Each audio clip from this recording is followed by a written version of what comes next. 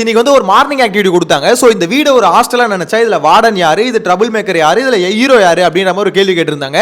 So இதுல ஒவ்வொருத்தரா பதில் சொல்லியிருந்தாங்க. இந்த டாஸ்க் வந்து முடிஞ்சதுக்கு அப்புறமா எஃப்ஜே என்ன பண்ணுவா, சாண்ட்ராவை போட்டு கிழிச்சிருப்பான். ஸோ அது என்ன அப்படின்றத பார்க்கலாம். உண்மையிலே எஃப்ஜேக்கு இவ்வளோ காண்டு இருக்குன்னா ஏன்டா நீ டேரக்டாவே சொல்லிடல மேடம் அப்படின்ற மாதிரி தான் தோணுது. எனிவேஸ் அந்த மார்னிங் ஆக்டிவிட்டியில பார்த்தீங்கன்னா அரோராவுக்கும் பாருக்கும் ஒரு கிளாஷ் ஒன்று போகுதுல. அதாவது இந்த வீட்டில் ட்ரபிள் மேக்கர் வந்து அரோரா தான், அப்படி சரி பார்வதி தான் அப்படின்ற மாதிரி அரோரா சொல்றாங்க. ஸோ இந்த அரோராவுக்கும் பார்வதிக்கும் நடுவில் கமுர்தீன் இந்த 3 பேருக்குள்ள ஒரு ட்ரையாங்கிள் ஒரு விஷயம் போயிட்டு இருக்குல்ல, அதுக்கு நாளுக்கு நாள் இன்னும் கொஞ்சம் அதிகமாயிட்டே இருக்கு. இப்போ லைவ்ல கூட பாத்தீங்கன்னா அரோரா வந்து கமுர்தீன் கிட்ட பார்வதியை பத்தி இந்த மாதிரி அப்படி பண்ணிட்டா இப்படி பண்ணிட்டான்னு சொல்லிட்டு சொன்னதே சொல்லிட்டு இருக்காங்க. எனக்கு அதை பார்க்கும்போது அப்போ அரோராக்கு இன்டென்ஷன் வேற ஏதோ ஒன்று இருக்கோ அப்படின்ற மாதிரி ஒரு பக்கம் தோணுதுங்க. இவ்வளோ நாள் இல்லாமல் இப்போ அரோரா இதெல்லாம் பண்றது எக்ஸ்ட்ரீமா பண்ணிட்டு இருக்கிறத பார்க்கும்போது அப்போ இவனை வந்து பாத்தீங்கன்னா அரோரா இது பார்வதி பக்கத்தில் போவே விடக்கூடாது, அவ வந்து திருந்தியே வந்தாலும் அவகிட்ட போகக்கூடாது அப்படின்ற மாதிரி நினைக்கிறாங்களோ அப்படின்ற மாதிரி ஒரு பக்கம் தோணுது. ஸோ அதுவும் என்னன்றதை பார்க்க போறோம், டீடைலாக பார்க்கலாம். சேனலை ஃபர்ஸ்ட் டைம் பார்த்தீங்கன்னா சப்ஸ்கிரைப் பண்ணிட்டு வீடியோ லைக் பண்ணிக்கோங்க. ஆக்சுவலாக விஷயம் என்ன தெரியுமா, முதல்ல இந்த மார்னிங் ஆக்டிவிட்டியில் வந்து பார்த்தீங்கன்னா இதில் ஹீரோவா யாரை சொல்றாங்கன்னா எஃப்ஜே வந்து பிரஜனை வந்து ஹீரோவா சொல்றான். அதே மாதிரி பார்த்தீங்கன்னா ட்ரபிள் மேக்கர் ஆப்வியஸா பார்வதி சொல்றான். இதில் நிறைய பேர் வந்து பார்வதியை ட்ரபிள் மேக்கரா சொல்றாங்க.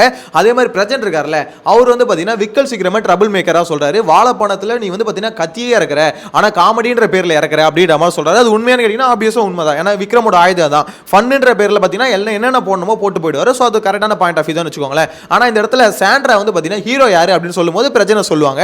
ஸோ அதை தான் பார்த்தீங்கன்னா எஃப்ஜே வந்து அதுக்கப்புறம் கிரிட்டிசைஸ் பண்ணுவான். அதாவது எதுக்கு எடுத்தாலும் என் புருஷன், ஹீரோ யாரு என் புருஷன், இங்கே கெத்து யாரு என் புருஷன், இங்கே வந்து மாசு யாரு என் புருஷன், எல்லாத்துக்கும் புருஷன் புருஷன் புருஷன் சொல்லிட்டு இருக்காங்க, இது எந்த வகையில் நியாயமா இருக்கும் அப்படின்ற மாதிரி பார்த்தீங்கன்னா எஃப்ஜே வந்து விக்கல் கிட்ட பேசிட்டு இருப்பான். ஸோ அதை பார்க்கும்போது எனக்கு என்ன தோணுதுன்னா, அப்போ நிறைய பேருக்குள்ள அந்த கேள்வி இருக்கு. அதாவது சாண்ட்ரா எதுக்கு எடுத்தாலும் ஒரு பெஸ்ட்டான ஒரு விஷயம்னா புருஷன் புருஷன் சொல்லிட்டு சொல்லிக்கிட்டே இருக்காங்க.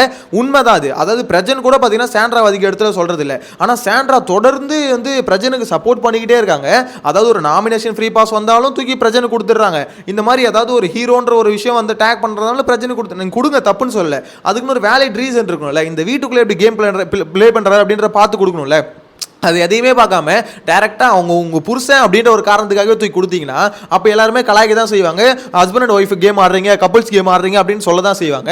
ஸோ இந்த எஃப்ஜே எல்லாம் பின்னாடி பேசுறது, இது முன்னாடியே பேசல. ஏன்னா நிறைய பேர் பேச ஆரம்பிக்கிறோம், இந்த வீட்டுக்குள்ளே நீங்கள் ஆடுற கேம் இப்படி தான் இருக்குது அப்படின்றத சொன்னால் தானே அவங்களுக்கு தெரியும். ஆக்சுவலாக சொல்லணும் நிறைய, அது வந்து பிரச்சனை வரதான் செய்யும். இதில் ஒருத்தர் சொன்னால் பிரச்சனை வரும், பல பேர் சொன்னால் பல பேர், அதாவது இவ்வளோ நாள் அவங்க கூடயே சுற்றிக்கிட்டு அவங்களுக்கு பண்ணுற விஷயம் தெரிஞ்சுக்கிட்டு அமைதியாக இருக்காங்களே எஃப்ஜே மாதிரி ஆளுங்க. இந்த மாதிரி ஆளுங்க பின்னாடி பேசுறது எனக்கு தெரிஞ்சு டேரெக்டாக முன்னாடி பேசினா கொஞ்சம் பெட்டராக இருக்கும்னு தோணுது. ஸோ இந்த டாஸ்க் எதுக்காக கொடுத்துருக்காங்கன்னா இதில் யாரெல்லாம் வில்லன் யாரெல்லாம் ஹீரோ பேசிக்காக அதை கண்டுபிடிக்கணும்னா, என்ன பொறுத்த வரைக்கும் இது ஹாஸ்டலாக கன்சிடர் பண்ணிக்க சொல்லிருக்கூடாது, இது ஒரு மென்டல் ஆஸ்பத்திரியாக கன்சிடர் பண்ணிங்கன்னா இதில் யார் மென்டலு, இதில் யார் டாக்டரு, இதில் யார் வந்து பார்த்தீங்கன்னா சரியான பேஷண்ட் அப்படின்ற மாதிரி பார்த்தீங்கன்னா கேட்டிருக்கணும். அந்த கேள்விக்கு தான் எனக்கு தெரிஞ்சு கரெக்டான பதில் கொடுத்துருப்பாங்கன்னு நினைக்கிறேன். ஏன்னா அந்த அளவுக்கு பார்த்தீங்கன்னா இந்த வீடு ஹாஸ்டல் மாதிரி இல்லை, ஒரு மென்டல் ஆஸ்பத்திரி மாதிரி தான் இருக்குது.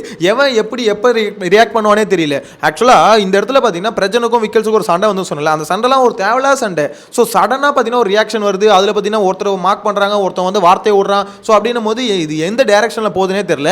ஆனால் எனக்கு தெரிஞ்சு இந்த சீசன் முடியறதுக்குள்ள பாருங்களேன், கண்டிப்பாக சொல்கிறேன் ஒரு கலவரம் இருக்குது. எவனோ ஒருத்தர் ரெட் கார்டு வாங்கிட்டு போகிறாங்க. ஏன்னா வீட்டுக்குள்ளே இருக்க முக்காசி பேர் கோளாறாக இருக்கானுங்க. ஸோ ரெட் கார்டு எவனுக்கோ ஒருத்தனுக்கு கிடைக்க போகுது அப்படின்ற மாதிரி இன்ட்யூஷன் சொல்லுது. உங்களோட கருத்தை கமெண்ட்ல மென்ஷன் பண்ணுங்க. யார் ரெட் கார்டு வாங்க போகிறாங்கன்னு நினைக்கிறீங்க? இன்கேஸ் அது கமுர்தீனா இல்லை வந்து பிரஜனா இல்லை வேற ஏதாவது இருக்கும். ஸோ உங்களோட கருத்தை கமெண்ட்ல மென்ஷன் பண்ணுங்க. என்ன பொறுத்த வரைக்கும் இந்த மார்னிங் டாஸ்க் கொடுத்ததுல வந்து பார்த்தீங்கன்னா நிறைய பேர் வந்து கொஞ்சம் இன்ட்ரெஸ்டிங்காக பண்ணாங்க. பல பேர் வந்து பார்த்தீங்கன்னா சோப் போட்டாங்க.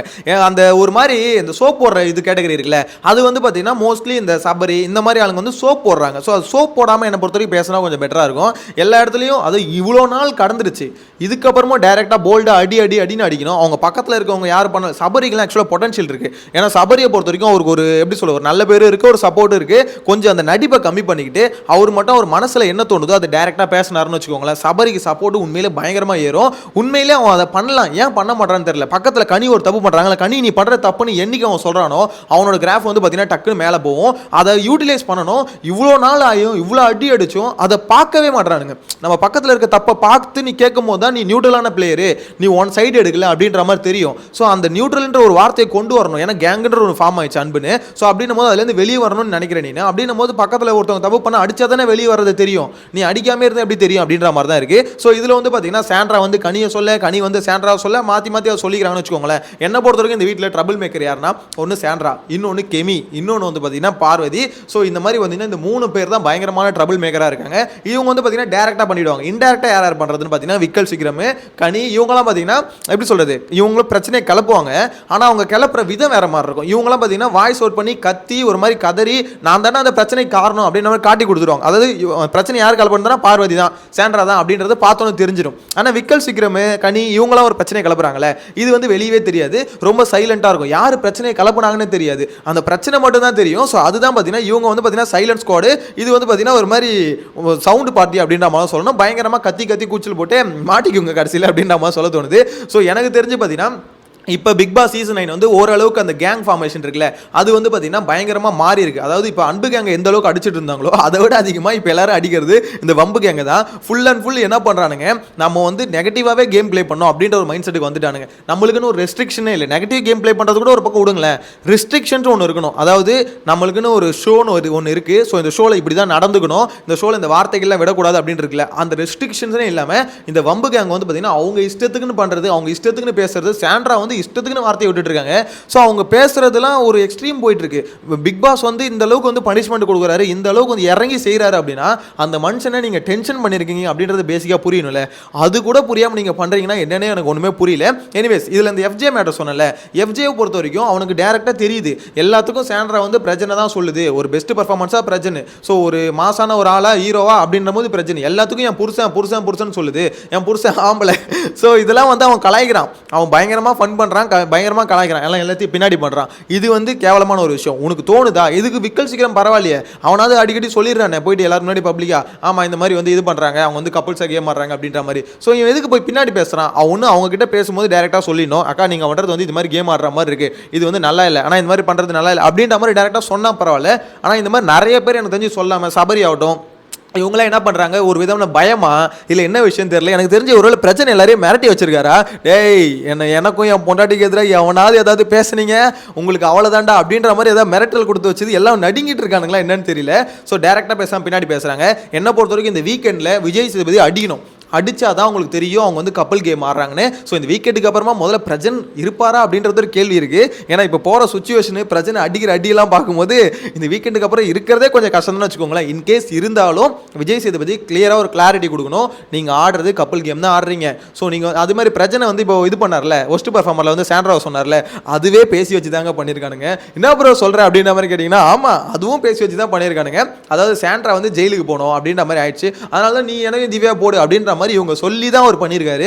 ஸோ இது வந்து பார்த்தீங்கன்னா இண்டிவிஜுவல் கேம்லாம் இல்லை, இது வந்து ஃபேக்காக இவனுங்க இண்டிவிஜுவலாக ஒரு கேம் ஆடுற மாதிரி ஒரு விஷயத்தை வந்து கிரியேட் பண்ணுறாங்க. என்னை பொறுத்த வரைக்கும் அப்படிலாம் நீங்கள் கிரியேட் பண்ணால் இது கேமரா எல்லாமே தெரியுது. நீங்கள் அதுக்கப்புறம் அதாவது பெட்ரூமில் போய் பேசினா யாருக்கும் தெரியாதா? என்னடா நினச்சிட்டு இருக்கீங்க? அதுவும் கேமரா ரெக்கார்ட் தானே பண்ணிட்டு இருக்கு, மைக்கில் ரெக்கார்ட் தானே ஆகிட்டு இருக்கு. எனக்கு இது வந்து ஒரு கிளாரிட்டியாக வைல்ட் கார்டு கண்டஸ்டன்ட் போயிட்டு இவ்வளோ முட்டாள்தனமாக ஒரு விஷயத்தை பண்ணுறது போது ஆச்சரியமாக இருக்குது. புதுசாக ஃபஸ்ட் டைம் ஒருத்தவங்க போய் பண்ணால் கூட ஒரு ஓகே, ஒரு வைல்ட் கார்டு கண்டஸ்டன்ட் எல்லாத்தையும் பார்த்துட்டு இப்படி தான் இருக்குது ஷோ, இப்படி தான் ரன் ஆகிட்டு இருக்கு அப்படின்றத பார்த்துட்டு ஒரு கண்டஸ்டன்ட் பண்ணுறது ஆச்சரியமாக இருக்குது. என்ன பொறுத்த வரைக்கும் இந்த டாஸ்க் வந்து மார்னிங் டாஸ்க் வந்து இன்ட்ரெஸ்டிங்காக இருந்தது கேட்டீங்கன்னா அவ்வளோ இன்ட்ரெஸ்டிங்காக இல்லை. எல்லாம் அவங்களுக்கு பிடிக்காதவன் அவன் வந்து பார்த்தீங்கன்னா ட்ரபிள் மேக்கர்னு சொல்லிட்டோம், பிடிச்சவன் அவனை வந்து ஹீரோன்னு சொல்லிட்டோம். அதே மாதிரி பார்த்தீங்கன்னா இப்போ எப்படி சொல்கிறது, இந்த வீட்டுக்குள்ளேயே ரொம்ப சாஃப்டாக இருப்பாங்களே அவங்கள வந்து பார்த்தீங்கன்னா இந்த மாதிரி 3 ஆப்ஷனில் ஏதாவது எது சேஃபான ஆப்ஷனோ அந்த ஆப்ஷனை வந்து தூக்கி போட்டு போயிடறாங்க. ஸோ இதுதான் டோட்டலாக நடந்தது அந்த மார்னிங் ஆக்டிவிட்டியை பொறுத்த வரைக்கும். இதில் இன்ட்ரெஸ்டிங்காக நடந்தது எங்கன்னு பார்த்தீங்கன்னா, பிரஜன் வந்து விக்ரம சொன்னதும், அதே மாதிரி பார்த்தீங்கன்னா இது சாண்ட்ரா வந்து பார்த்தீங்கன்னா பிரஜனை வந்து ஹீரோன்னு சொன்னதாங்களா, இதுதான் கொஞ்சம் இன்ட்ரெஸ்டிங்காக இருந்தது. ஏன்னா அதுதான் டிபேட்டாக மாறிச்சு, மற்றபடி பெருசாக எதுவும் இன்ட்ரெஸ்டிங்காக இல்லை. ஸோ உங்களோட கருத்தை கமெண்ட்டில் மென்ஷன் பண்ணுங்கள். நீங்கள் என்ன நினைக்கிறீங்க? இது எஃப்ஜே வந்து பின்னாடி பேசுகிறாங்களா சாண்ட்ராவை பற்றி, அது உண்மையான மேட்டர் தான், அது பின்னாடி பேசுகிறாங்களே அது முன்னாடி பேசுறதுக்கு பயம்னு நினைக்கிறீங்களா, இல்லை பேசினா வந்து அவங்க ஃப்ரெண்ட்ஷிப் வந்து போயிடும், அவங்களோட சப்போர்ட் போயிடும் அப்படின்னு நினைக்கிறான்னு நினைக்கிறீங்களா? ஸோ உங்களுக்கு கருத்தை கமெண்ட்டில் மென்ஷன் பண்ணுங்கள். நெக்ஸ்ட் வீடியோவில் மீட் பண்ணலாம். Bye by.